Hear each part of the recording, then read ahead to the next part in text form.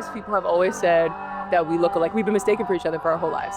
And so instead of that like turning us into like mortal enemies, as I think would be really easy, I actually leaned into that. I was like, how brilliant is it that people think that I'm like this person who is such an icon, who's such a brilliant artist, who's such a beautiful mover, who's like a ball star. Like, there's no miss for me. And you saying that I'm like this person, like it's a huge W. So.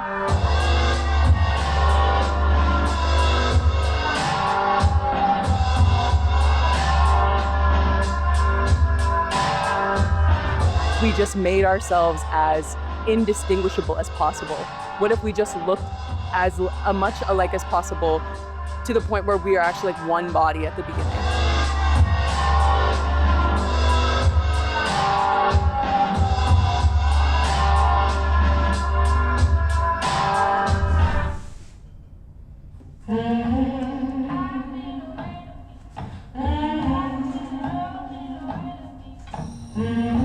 What is another thing we can get stuck?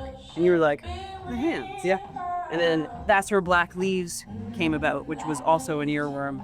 That was the second earworm that Kay brought forth, was Black Leaves. And this is the one that we kind of like, once we got here, we were like, oh, this is it. Black leaves on Mississippi and we've got garden cotton, we've got sons and daughters. And so the story of the piece is kind of like, rooted in this idea that we were always seen as kind of the same person anyways. And what if we leaned into that so much so that we were like one sort of like entity.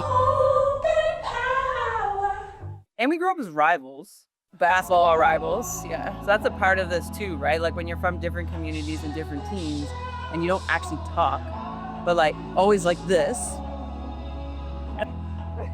From when we were like children to adulthood, it didn't actually become friends until like we were grown, yeah. So it's also about that relationship to being African Nova Scotian.